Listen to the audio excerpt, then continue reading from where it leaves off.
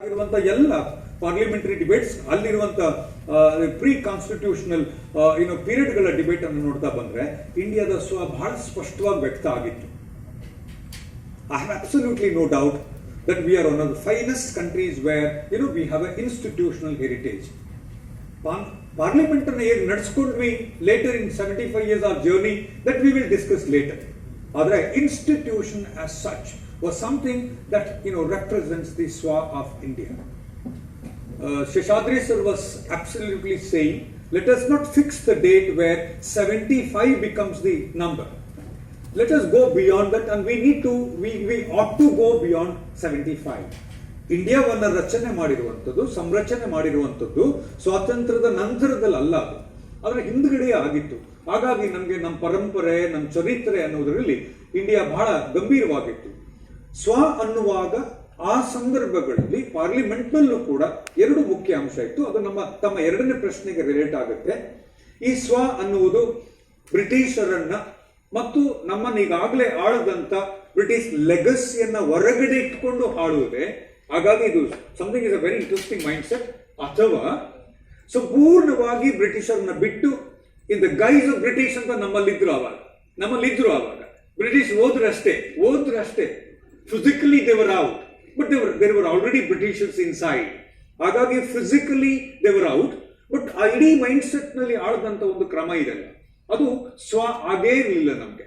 ಹಾಗಾಗಿ ಭಾಷೆಗೆ ಸಂಬಂಧಪಟ್ಟ ಹಾಗೆ, ಇಕನಾಮಿಗೆ ಸಂಬಂಧಪಟ್ಟ ಹಾಗೆ, ಸೋಷಿಯಲಿಸಂಗೆ ಸಂಬಂಧಪಟ್ಟ ಹಾಗೆ ನಾವು ಮತ್ತೆ ಅದನ್ನೇ ರಿಪ್ರೊಡ್ಯೂಸ್ ಮಾಡಿದ್ವೇ ಹೊರತು ಸ್ವವನ್ನ ಬಹಳ ಸ್ಪಷ್ಟವಾಗಿ ಮಾಡ್ಕೊಳಕ್ ಆಗ್ಲೇ ಇಲ್ಲ. ಇತ್ತೀಚಿನ ದಿವಸಗಳಲ್ಲಿ, ಇತ್ತೀಚಿನ ಪಾರ್ಲಿಮೆಂಟ್ ನ ಜರ್ನಿನಲ್ಲಿ ನೋಡ್ಕೊಂಡು ಬಂದ್ರೆ there are very few, I don't want to because name the few people who really made names in parliament, who really brought meaning to what swa is ಅಂತ ಕೆಲವು ಘಟನೆಗಳನ್ನ ಬಿಟ್ರೆ ನಮ್ಮಲ್ಲಿ ಸ್ವ ಅನ್ನುವುದನ್ನ ರೀಇಂಟರ್ಪ್ರಿಟ್ ಮಾಡಿ ಸ್ವ ಅನ್ನುವುದು ವೈಯಕ್ತಿಕವಾದದ್ದು ಅಂತ ರಾಂಗ್ ಇಂಟರ್ಪ್ರಿಟೇಷನ್ ಅನ್ನು ನೋಡ್ತೇವೆ. ಪಾರ್ಲಿಮೆಂಟ್ ನ ಪ್ರೊಸೀಜರ್ಸ್ ಗಳ ನನ್ನ ಸ್ನೇಹಿತರಿದ್ದಾರೆ, ಪಾರ್ಲಿಮೆಂಟ್ ಎಕ್ಸ್ಪರ್ಟ್ಸ್ ಇಲ್ಲಿದ್ದಾರೆ, ಬೆಳಿಗ್ಗೆ ಮೀಟ್ ಮಾಡಿದೆ ನಾನು. ಪಾರ್ಲಿಮೆಂಟ್ ಪ್ರೊಸೀಜರ್ಸ್ ನೋಡ್ತಾ ಬನ್ನಿ. We do not have individuals there, we have only the collective there. ಇಂಥ ಸಂದರ್ಭದಲ್ಲಿ ಪಾರ್ಲಿಮೆಂಟ್ ನ ಬಿಸ್ನೆಸ್ ಆಗಲಿ, ಪಾರ್ಲಿಮೆಂಟ್ ನ ಪ್ರೊಸೀಜರ್ಸ್ ಗಳಾಗಲಿ, parliament in itself is something to do with ಸ್ವ. ಬಹಳ ಗಂಭೀರವಾದದ್ದು. ಅದನ್ನ ಹೇಗೆ ನಡೆಸ್ಕೊಂಡು ಬಂದ್ವಿ ಅನ್ನೋದು ಟೀಕೆಗೊಳಗಾಗಿದೆ. ನಾವು ಅದ್ರ ಬಗ್ಗೆ ಆಲೋಚನೆ ಮಾಡಬೇಕಾಗಿದೆ. ಇಂಥ ಲಿಟ್ ಫೆಸ್ಟ್ಗಳು ಮತ್ತು ಈಗಾಗಲೇ ಬಂದಿರುವಂತ ರಾಷ್ಟ್ರೀಯ ಅಥವಾ ನೀವೇನ್ ಆಲೋಚನೆ ಮಾಡ್ತಾ ಇದ್ರಿ, ನಾವು ಎಲ್ಲ ಒಂದು ದೇಶ ಅಂತ ಏನೊಂದು ಹೊಸ ಚಿಂತನೆ ಬರ್ತಾ ಇದೆ, ಇದ್ದದಕ್ಕೆ ನಾವು ಒಂದು ರೂಪ ಕೊಡ್ತಾ ಇದ್ದೀವಿ. ಅದು ಮತ್ತೆ ನಮ್ಮ ಸಂಸ್ಥೆಯನ್ನ ಮರುಸ್ಥಾಪನೆ ಮಾಡಿಸಬಹುದು ಮತ್ತು ನಮಗೊಂದು ಹೊಸ ಬದುಕನ್ನು ಕೊಡಬಹುದು ಅಂತ ನಾವು ಆಶಿಸ್ತಾ ಇದ್ದೇವೆ. ಸ್ವಾದ ಬಗ್ಗೆ ಆಲೋಚನೆ ಮಾಡ್ತಾ ಇದ್ದಾಗ ಇದೇ ಪಾರ್ಲಿಮೆಂಟ್ಗೆ ಸಂಬಂಧಪಟ್ಟಾಗ, ಇನ್ಸ್ಟಿಟ್ಯೂಷನ್ಗೆ ಸಂಬಂಧಪಟ್ಟಾಗ ಎರಡು ಅಂಶಗಳನ್ನು ತಮಗೆ ಹೇಳಲೇಬೇಕು. ನಾನು ಸ್ವಾವನ್ನ ಯಾವ ದೃಷ್ಟಿಕೋನದಿಂದ ನೋಡ್ತೀವಿ? Seshadri sir was very clearly saying, ಸ್ವ ನೋಡುವಾಗ ನಾವು ಒಂದು ಕಲೆಕ್ಟಿವ್ ಆಗಿ ನೋಡ್ತಾ ಇದ್ದೀವಿ, ಕಲೆಕ್ಟಿವ್ ಆಗಿ ನೋಡುವಾಗಿತ್ತ ಅಂತ ಮತ್ತೆ ನಮ್ಮ ಯಂಗ್ ಮೈಂಡ್ ಇನ್ನೊಂದು ಬಂತು. So we have different ways in which the independence was or entire the history was interpreted. ಬೇರೆ ರೀತಿಯಲ್ಲಿ ಚರ್ಚೆ ಮಾಡಿದ್ವಿ. ಸ್ವ ಕೂಡ ಹಾಗೆ ಆಗಿತ್ತು. ಇಂಡಿಯಾದ ಸ್ಟ್ರೆಂತ್ ಅದಾಗಿತ್ತು. ನೀವು ಸ್ವವನ್ನ ಒಂದು ಸ್ವ ಅಂತ ಆಲೋಚನೆ ಮಾಡಿದ್ರೆ ಅಲ್ಲಿ ಬೇರೆ ಸ್ವಗಳಿದ್ವು. ಅವರವರ ನೆಲೆಯಲ್ಲಿ ಸಾಮಾಜಿಕವಾಗಿ, ಸಾಂಸ್ಕೃತಿಕವಾಗಿ, ಆರ್ಥಿಕವಾಗಿ, ಸಮುದಾಯಿಕವಾಗಿ ಇದ್ದಂತ ಸ್ವಗಳು ಬೇರೆ ಇತ್ತು. ಈ ಸ್ವ ಅಂತ ಹೇಳುವ ಈ ಪ್ಲೂರಲ್ ಕ್ಯಾರೆಕ್ಟರ್ ಅಂತ ಏನಂದ್ವಿ ನಾವು, ಈ ಪ್ಲೂರಲ್ ಕ್ಯಾರೆಕ್ಟರ್ ಅನ್ನ ಇಂಟೆಗ್ರೇಟ್ ಮಾಡ್ಲಿಕ್ಕೆ ಬಂದಂತ ಒಂದು ದೊಡ್ಡ ಶಕ್ತಿ ನಮ್ಮಲ್ಲಿ. ಅದಕ್ಕೆ ನಮಗೆ ಈ ಪ್ರಜಾಪ್ರಭುತ್ವಕ್ಕೆ ಧರ್ಮ ಅಂತ ಕರೆಯುವ ಪಾರ್ಲಿಮೆಂಟ್ ಆಗಿತ್ತು. ಆಕ್ಚುಲಿ ನಮ್ಮಲ್ಲಿದ್ದಂತ ಎಲ್ಲ ಡೈವರ್ಸಿಟಿಯನ್ನ, ನಮ್ಮಲ್ಲಿದ್ದಂತ ಎಲ್ಲ ಡಿಫರೆನ್ಸ್ಗಳನ್ನ ಒಟ್ಟಿಗೆ ತಗೊಂಡು ಬರ್ಲಿಕ್ಕೆ ರಚನೆ ಮಾಡಿದಂತ ಒಂದೇ ಒಂದು ಶಕ್ತಿ ನಮ್ಮಲ್ಲಿದ್ದದ್ದು parliament. Actually for me that is ಸ್ವ. ಇಡೀ ಪೊಲಿಟಿಕಲ್ ಇಂಟೆಗ್ರಿಟಿಯನ್ನು ತಗೊಂಡು ಬರ್ಲಿಕ್ಕಿದ್ದದ್ದು ಅದು. ಅದನ್ನ ನಡ್ಸ್ಕೊಂಡಿದ್ರ ಬಗ್ಗೆ ನನಗೆ ಇನ್ನೂ ವಿಷಾದ ಇದೆ. ಅದ್ರ ಬಗ್ಗೆ ಅಲ್ಲಲ್ಲಿ ಮಾಡಿದಂತ ಚರ್ಚೆಗಳ ಬಗ್ಗೆ ವಿಷಾದ ಇದೆ. ಇವತ್ತು ಅದು ಹೇಗೆ ನಡೀತಾ ಇದೆ ಅನ್ನೋದ್ರ ಬಗ್ಗೆ ವಿಷಾದ ಇದೆ. ಇವತ್ತು ಅದು ಬದಲಾವಣೆ ಅನ್ನೋದ್ರ ಬಗ್ಗೆ ಸಂತೋಷ ಇದೆ. ಮತ್ತೆ ಇನ್ನು 10 ವರ್ಷದಲ್ಲಿ ಹೇಗಾಗಬಹುದು ಅನ್ನೋದ್ರ ಬಗ್ಗೆ ಸಂತೋಷ ಇದೆ. ಬಟ್ ಡೈವರ್ಸಿಟಿಯನ್ನ, ನಮ್ಮ ಡಿಫರೆನ್ಸ್ಗಳನ್ನ ಒಟ್ಟಿಗೆ ಇಟ್ಟುಕೊಂಡು ಹೀಗೆ ಅದು ವೈಯಕ್ತಿಕ ನೆಲೆಯಿಂದ ಮುಂದೆ ಹೋಗಿ ಅದು ಒಂದು ಕಲೆಕ್ಟಿವ್ ಆಗಿ ಎಮರ್ಜ್ ಆಗಬೇಕು ಅಂತ ಬಂದದೇ ಪಾರ್ಲಿಮೆಂಟ್. ನನಗೆ ಅದು ಇವತ್ತಿಗೂ ಬಹಳ ಮುಖ್ಯ ಅಂತ ಅನಿಸ್ತದೆ. ಎರಡನೇ ಸ್ವ ನಮಗೆ ನಮ್ಮ ಪ್ರಾಕ್ಟೀಸ್, ನಮ್ಮ ಅನುಭವಗಳು, ನಾವೆಲ್ಲರೂ ಸ್ವಾತಂತ್ರ್ಯ ನಂತರ ಹುಟ್ಟಿದವರು ಅಂತ ಸರ್ ಹೇಳ್ತಾ ಇದ್ದಾಗ ನನಗದು ಹೌದು ಅಂತ ಅನಿಸ್ತು. ನಮ್ಮೆಲ್ಲ ಅನುಭವಗಳನ್ನ ನೋಡ್ತಾ ಬಂದ್ರೆ ನಮಗೆ ಸ್ವ ಅನ್ನುವುದು ಇತ್ತೀಚಿನ ದಿವಸಗಳಲ್ಲಿ ನಮ್ಮ ಸಮುದಾಯಕ್ಕೆ ಸಂಬಂಧಪಟ್ಟ ಸ್ವ ಆಯಿತು, ನಮ್ಮ ಜಾತಿಗೆ ಸಂಬಂಧಪಟ್ಟ ಸ್ವ ಆಯಿತು, ನಮ್ಮ ವರ್ಗಕ್ಕೆ ಕ್ಲಾಸ್ಗೆ ಸಂಬಂಧಪಟ್ಟ ಸ್ವ ಆಯಿತು. ನಮ್ಮ ಸ್ವಗಳಿಗೆ ಬೇರೆ ಬೇರೆ ತರದ ಒಂದು ನಮ್ಮ ಸೆಲ್ಫ್ ಅಂತ ಏನ್ ಮಾಡಿದ್ವಿ, ಅದಕ್ಕೆ ಬೇರೆ ಬೇರೆ ತರದ ಇಂಟರ್ಪ್ರಿಟೇಷನ್ಸ್ಗಳು ಬಂದು, ಈ ಇಂಟರ್ಪ್ರಿಟೇಷನ್ಸ್ಗಳು ಪೊಲಿಟಿಕಲಿ ರಿಯಾಲಿಟಿಗಳಾದವು ಮತ್ತು ಅವನ್ನ ನಾವು ಐಡೆಂಟಿಟಿ ಪಾಲಿಟಿಕ್ಸ್ ಅಂತ ಕರೆದ್ವಿ. ಅದನ್ನೇ ನಾವು ವಾಸ್ತವ ಅಂತ ಕರೆದು ಆ ಡಿಫರೆನ್ಸ್ಗಳು ಸರ್ವೈವ್ ಆದ್ರೆ ಡೆಮಾಕ್ರಸಿ ಸರ್ವೈವ್ ಆಗುತ್ತೆ, ಪಾರ್ಲಿಮೆಂಟ್ ಸರ್ವೈವ್ ಆಗುತ್ತೆ ಅನ್ನುವ ವಾದಗಳನ್ನ ಮಂಡಿಸ್ಕೊಂಡು ಬಂದು we are now on that scale. I don't think that is, people have always said, ನೋಡಿ ಹೀಗೆ ಡಿಫರೆನ್ಸ್ ಇದ್ರೆ ನಮ್ಮ ಡೆಮಾಕ್ರಸಿಗೆ ಅರ್ಥ ಜಾಸ್ತಿ, ಎಲ್ಲೆಲ್ಲಿ ಡಿಫರೆನ್ಸ್ಗಳು ಇಲ್ವೋ ಅಲ್ಲಿ ಡೆಮಾಕ್ರಸಿ ಸತ್ತೋಗುತ್ತೆ ಅಂತ ವಾದವನ್ನು ಸಹ ನಾವು ಮಂಡಿಸ್ಕೊಂಡು ಬಂದ್ವಿ. ಹಾಗಾಗಿ ಮೊನೋ ಅಂತ ಹೇಳುವಾಗ ಯಾವುದು ಮೊನೋ? ಪಾರ್ಲಿಮೆಂಟ್ ಮೊನೋ ಆಗಿತ್ತು ನಮಗೆ. ಈ ಪಾರ್ಲಿಮೆಂಟ್ ನಲ್ಲಿ ನಮ್ಮ ಡಿಫರೆನ್ಸ್ಗಳನ್ನ ಅಬ್ಸಾರ್ಬ್ ಮಾಡಿಕೊಳ್ಳುವ, ರೆಕಾಗ್ನೈಸ್ ಮಾಡುವ, ರೆಸ್ಪೆಕ್ಟ್ ಮಾಡುವ ಒಂದು ಅಂಶ ಇತ್ತು. ಆಕ್ಚುಲಿ ಇಂಡಿಯಾದ ಸತ್ಯವನ್ನ ಅರ್ಥ ಮಾಡಿಕೊಂಡಂತ ನಮ್ಮ ಎಲ್ಲ ಹಿರಿಯರು ಮತ್ತು ಆ ಸಂದರ್ಭದಲ್ಲಿ ಕೆಲಸ ಮಾಡಿದವರು ಈ ಶಾಕ್ ಅಬ್ಸಾರ್ಬ್ ಅಂತ ನಾವೇನ್ ಕರೀತೀವಿ, ಆ ಇನ್ಸ್ಟಿಟ್ಯೂಷನ್ಗೆ ಅತ್ಯಂತ ದೊಡ್ಡ ಶಕ್ತಿ ಕೊಟ್ಟಿತ್ತು. ನಮ್ಮಲ್ಲಿ ಆ ಮಟ್ಟದಲ್ಲಿ ಪೊಲಿಟಿಕಲಿ ಸ್ವ ಅಂತ ಏನಾದಿದ್ರೆ with great respect to what Gandhiji has done. ಮತ್ತು ನಾವೀಗ ಅರವಿಂದೋಜಿ ಬಗ್ಗೆ ಮಾತಾಡ್ತಾ ಇದ್ರು, ಅದು ಏನಾದಿದ್ರೆ ಅದು ಪಾರ್ಲಿಮೆಂಟ್ ನಲ್ಲಿ ಇತ್ತು, ಇವತ್ತಿಗೂ ಇದೆ. ಹಾಗಾಗಿ ನಮ್ಮೆಲ್ಲ ಪೊಲಿಟಿಕಲ್ ಸೈನ್ಸ್ ಸ್ನೇಹಿತರು ಕೂತಿದ್ದಾರೆ ಸಂವರ್ಜನ್ಗೆ. ಪಾರ್ಲಿಮೆಂಟ್ ನ ಒಟ್ಟು ಬರೀ ರಚನೆ ಮತ್ತು ಯಾರು ಬರಬೇಕು, ಎಂ ಪಿಗಳು ಯಾರಾಗಬೇಕು, ಇವ್ರು ಯಾರಾಗಬೇಕು, ರಾಜ್ಯಸಭೆಯಲ್ಲಿ ಯಾರಾಗಬೇಕು, ಲೋಕಸಭೆ, this is not parliament. This is not absolutely parliament. This is only the one side of parliament. What parliament is all about? Parliament ನೊಳಗೊಂದು ಫಿಲಾಸಫಿ ಇದೆ, ಪಾರ್ಲಿಮೆಂಟ್ ಒಂದು ಸಂಸ್ಕೃತಿ ಇದೆ. ಸರ್ ವಾಸ್ ಸೇಯಿಂಗ್ ಸಂಸ್ಕೃತಿ, ಪಾರ್ಲಿಮೆಂಟ್ ಒಂದು ಸಂಸ್ಕೃತಿ ಇದೆ. This parliament is primarily for me, is genuinely for me, is the symbol of Swa. ಅದು ಮಾಡರ್ನ್ ಇಂಡಿಯಾದ ಅಬ್ಸಲ್ಯೂಟ್ ಸಿಂಬಲ್ ಆಫ್ ಸ್ವ. ಎರಡನೇದು, ಈ ಡಿವಿಷನ್ ಯಾಕೆ ನಮ್ಗೆ? ಲಿಟ್ ಫೆಸ್ಟ್ ಬೇರೆ ಇದು. ಸಾಹಿತ್ಯದ ಬಗ್ಗೆ ಸಾಕಷ್ಟು ಚರ್ಚೆ ಮಾಡಿದ್ರು ಸ್ನೇಹಿತರು. ಈಗಾಗಲೇ ಒಳಗಡೆ ಬಂದಾಗ ಮಂಟೇಸ್ವಾಮಿ ಬಗ್ಗೆ ಹೇಳಿದ್ರು.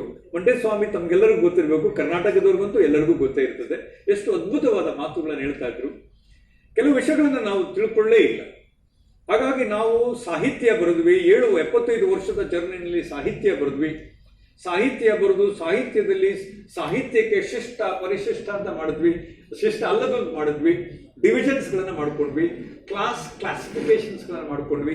ಇದನ್ನೇ ಡೈವರ್ಸಿಟಿ ಅಂತಂದ್ವಿ. ಆ ಡೈವರ್ಸಿಟಿಗಳೆಲ್ಲವೂ ವಾಸ್ತವವಾದ ಪಾರ್ಲಿಮೆಂಟ್ಗೆ ಆದಾಗ ಇಲ್ವೋ ಆಯ್ತು. ಒಂದೊಂದು ಜಾತಿಗೆ ಒಂದೊಂದು ಸಾಹಿತ್ಯ ಮಾಡಿದ್ವಿ, ಒಂದೊಂದು ಧರ್ಮಕ್ಕೊಂದು ಸಾಹಿತ್ಯ ಮಾಡಿದ್ವಿ, ಸಾಹಿತ್ಯ ಪರಿಷತ್ತನ್ನು ಕಟ್ಕೊಂಡ್ವಿ. ಆಮೇಲೆ ಇಂಡಿಯಾದೊಳಗೆ ಅವೆಲ್ಲ ಇಂಟಗ್ರೇಟ್ ಮಾಡುತ್ತೆ, ಒಂದನ್ನ ಸೃಷ್ಟಿ ಮಾಡುತ್ತೆ. ನಾಳೆ ಒಂದು ನೇಷನ್ ರಾಷ್ಟ್ರವನ್ನ ಸೃಷ್ಟಿ ಮಾಡ್ತದೆ ಅಂತ ಕನಸು ಕಂಡ್ವಿ.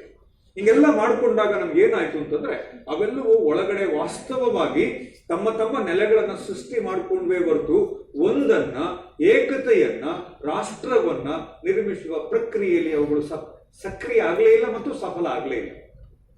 ಅದಕ್ಕೆ ನಾನು ಅದನ್ನು ಕರೆದು ಐಡೆಂಟಿಟಿ ಪಾಲಿಟಿಕ್ಸ್ ಅಂತ. ಇವುಗಳಿಗೆ ಪೂರಕವಾಗಿ ಕೆಲಸ ಮಾಡುವಂಥದ್ದು ನಮ್ಮ ಆಲ್ಟರ್ನೇಟಿವ್ ಚಿಂತನೆಗಳು.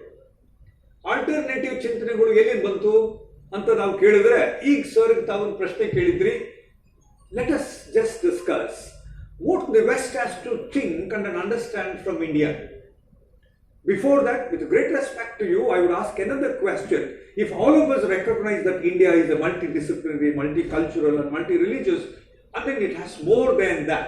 ಅದನ್ನು ಅದರೊಳಗೆ ಫ್ರೇಮ್ವರ್ಕ್ ಒಳಗೆ ಹಾಕುವ ಬದಲು ಅದನ್ನು ಮತ್ತೆ ವಿಸ್ತಾರ ಮಾಡಿದ್ರೆ, India has to learn now from India itself ಅಂತ ಒಂದು ವಾದ ಮಂಡಿಸ್ತೇನೆ ನಾನು. ನಮಗೆ ಸರ್ ಹೇಳ್ತಾ ಇದ್ರಿ ಮತ್ತು ಬಹಳ ಅದ್ಭುತವಾಗಿ ಅವ್ರು ಹೇಳ್ತಾ ಇದ್ರು, ಕ್ಯಾಮರಾದ ಕಣ್ಣಿಗೆ ಕಾಣದೇ ಇರುವ ಇಂಡಿಯಾ ನಮ್ಮಲ್ಲಿದೆ.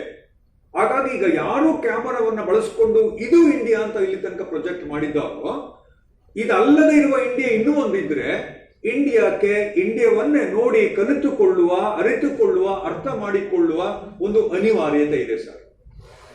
ಇದು ನನಗೆ ಬಹಳ ಮುಖ್ಯ. ವೆಸ್ಟರ್ನ್ ಕಲೀಲಿಕ್ಕೆ ಸಾಧ್ಯವಿದೆ ಮತ್ತು ಸಾಕಷ್ಟು ಇದೆ.